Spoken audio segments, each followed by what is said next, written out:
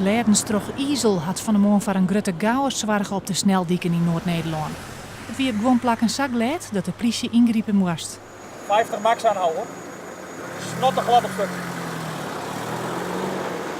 Van de morgen heel betiet giet het al mis.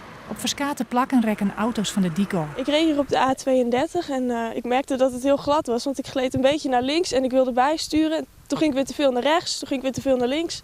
En zo slingerde ik de weg over en zo ben ik uiteindelijk in de berm beland. Hoe wilt het KNMI van Juster al waarschuwen voor de Gledens, kwam het voor een soort automobilisten toch als een grote verrassing. Ja, ik ben de weg afgeraakt. Ik werd verrast opeens door die gladheid en opeens begon te slingeren. En eerst bijna tegen een vangrail en toen ben ik deze kant op geschoten. En ik dacht dat ik de water zou inrijden, maar net niet zoals je ziet. En ja, zo. Dus nu zit ik te wachten dat iemand mij weer op de weg zet. Storijn wie de oorzaak van de Schipperglijde dieken. Daardoor ontstie op een soort plakken een lietslaagje ijs op het asfalt.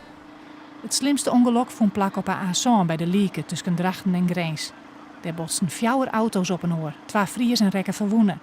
Een 38-jarige vrouw uit Drachten en een 64-jarige man uit Waastersweg. Beide binnen oerbracht naar het ziekenhuis UMCG in Greens met holle letsel.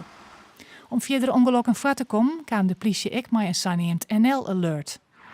Ja, NL-alert, dat kan u zijn meldkamer kennen dat is een waskouwingssysteem van de oerhiet. En dan krijg je meestal een sms-berichtje. Nou, in dit geval hebben we dat in Friesland, Greens en Drenthe. Meestal binnen oproepen of hij het advies krijgen om net de dik op te gaan. En ja, hopelijk gaat dat er ook bijdroegen dat er net meer gewonnen vallen binnen dan die 2 zwier gewonnen in leek.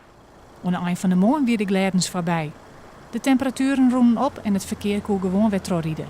Hoe groot de skeerkrekt is van alle onrijdings is nog net duidelijk.